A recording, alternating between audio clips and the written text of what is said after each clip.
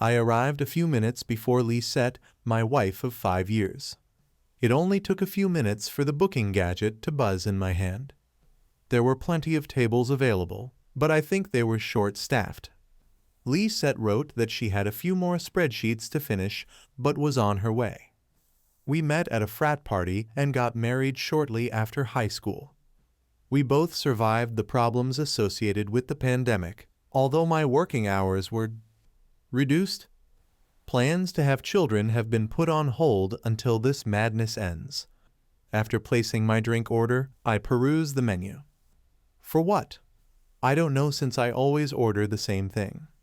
As I sat there, I heard a man's voice. Spencer? Although the couple sitting in the next booth seemed familiar to me, I didn't immediately get my bearings.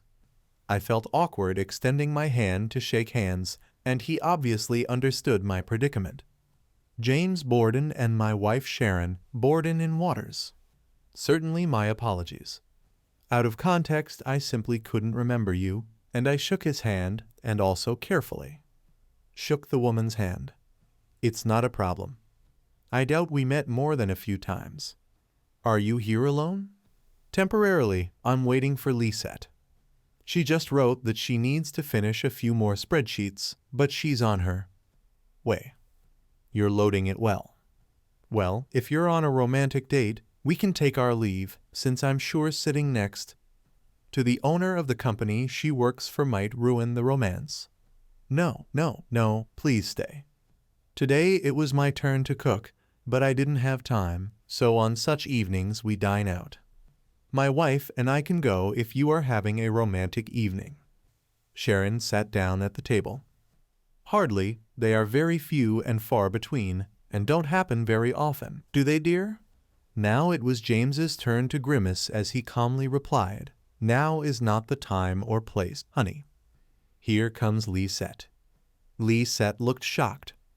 Mr. Borden, are you here? My wife and I are having dinner here. I can ask you the same question. Well, I'm having dinner with my husband. Spencer, do you remember the Bordens? James and Sharon. Hi, Sharon. Pardon my manners.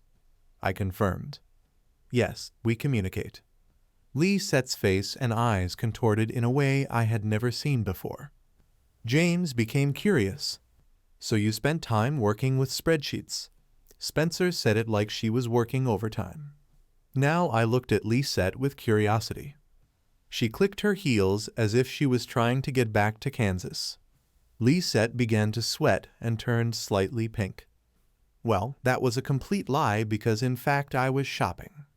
Lisette slid into our booth and sat down across from me. Sharon reached into her bag and pulled out a folder which she handed to James. As James pushed the folder towards me, he stared at Lisette. Was this another, as you called it, pure lie? He continued. Looks more like you were spreading your legs for Cody Williams, doesn't it, Lisette? My mind was a mess of panic, rage, shock, and confusion. I couldn't help myself. What were you doing? When Lisette tried to stand up, Sharon put her hand on her shoulder, holding her down. In her seat. James took a very business-like tone. Cody works as a designer. He, like your wife, is already unemployed. I apologize, and Spencer, for putting this on you. The folder in your hands is a private detective's report, including photographs taken in-house ago. Sharon and I learned it from him that this is where you plan it to meet for dinner tonight. Lisette, I'm very disappointed with this because I had high hopes for you. However, I cannot risk the success of my company because of people who cannot be trusted. Shall we order something, Sharon? Spencer, I'll pay for your dinner if you want to eat. I turned to James. Thank you, but I think I've lost my appetite. I was sick. Lissette's face contorted even more as she fought back tears. She spoke in a trembling voice. I'm sorry, Spencer. I was stupid. An absolute idiot. Mr. Bourdain, I understand your position. Spencer, can we go home now? Lisette, I think I'll stay at the motel tonight and look over this report. If things are as bad as they seem, I'll move out. Subscribe to our channel so that your second chaff doesn't cheat on you, and go ahead and listen to the next story, because this story is nothing compared to the next one.